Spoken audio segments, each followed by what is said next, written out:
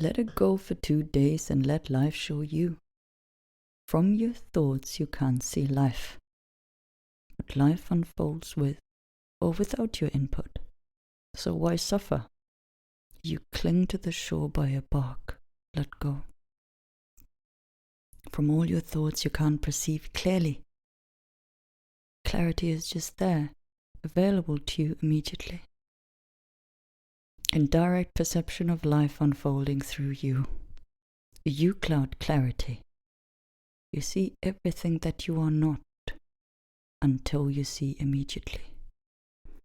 What you are is what you get always. Until you empty the past is what you see. When there is no more past, there's the eternal now. What more clarity could you want? Your destiny evaporated, and you are free.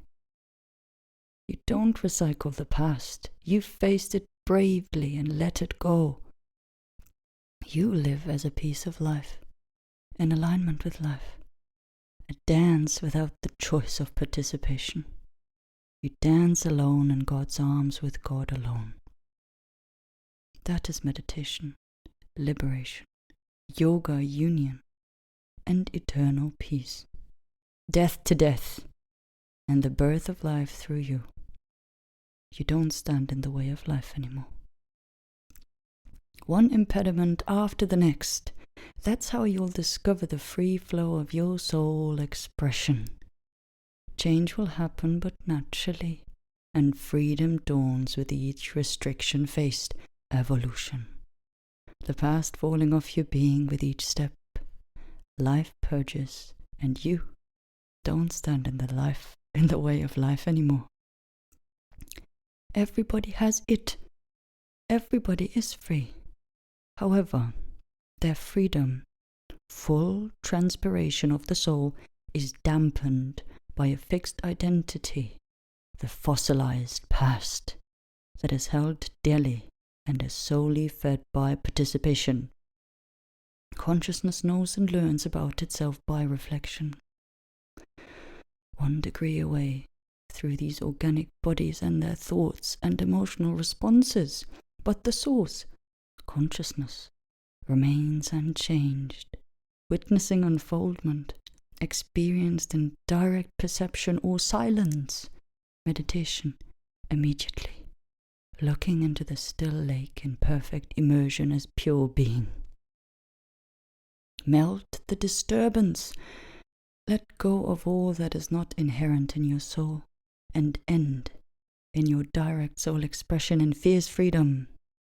Immediate, spontaneous, natural expression of your being beyond the past, beyond trauma and restrictions of self-expression. No responsibilities, no worries, no looking back or forth, but being alive in the pulse of the universe, breathing in and out through you. Consciousness is collective, God, but you, the child, fractal with free will, have the pleasure of living apart and exploring, to learn while being whole in your missteps. Consciousness is quantum, and the world you look at physical. Quantum physics holds physics in its lap, 2 sides of the same coin. All is one, energy, and nothing is lost. To return to your authentic soul expression, you perform spiritual work, and by that restore your, by trauma, fragmented self-worth. You collect yourself where you left pieces outside of yourself. Your response to trauma was dispersion, and now you go and liberate yourself by expelling stored up, unexpressed emotional responses. Your nervous system remembers. You lost yourself to the world. It's time you reassemble yourself, to restore your worth, to live life whole, not fragmented.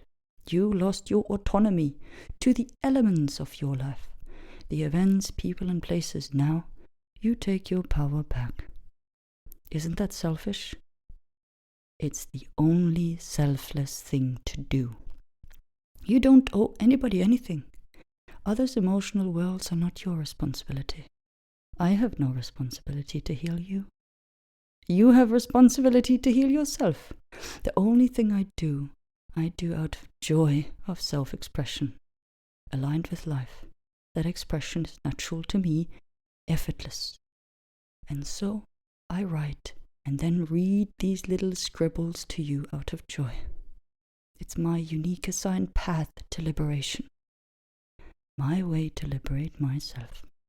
That is my sole responsibility, not to you, but to myself. The only selfless thing to do. I don't owe anybody anything but bask in the joy of my soul and expel the past. Time is the prison. Thoughts are the hooks, and your soul is free. When you remove emotional, traumatic responses to outer stimuli, you slowly liberate yourself. You untangle from your projected reality. That recollection of pieces of yourself is the process to restore self-worth and end in your soul's expression, yours, no one else's. It's not pleasant. But what is your alternative? To repeat the past and stumble upon seemingly random events that poke you until eventually you learn to see and you feel what you don't want to look at, finally, to then realize that it's not of you and you can now let it go in peace. What you see is in you. What you see is you. Do you like what you see?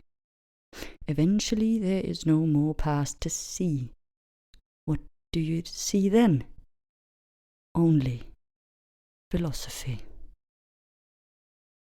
Hold me eyes, hold me eyes, hold me eyes, hold me eyes. I'm an innovator with a source code that's rather old, like souls meeting alone. You're an explorer with a heart of gold. Your eyes, they hold purity, and I would know. Hold me eyes, hold me eyes. Can I take you home tonight? Hold me eyes. Can I take you home tonight? You're home in my arms.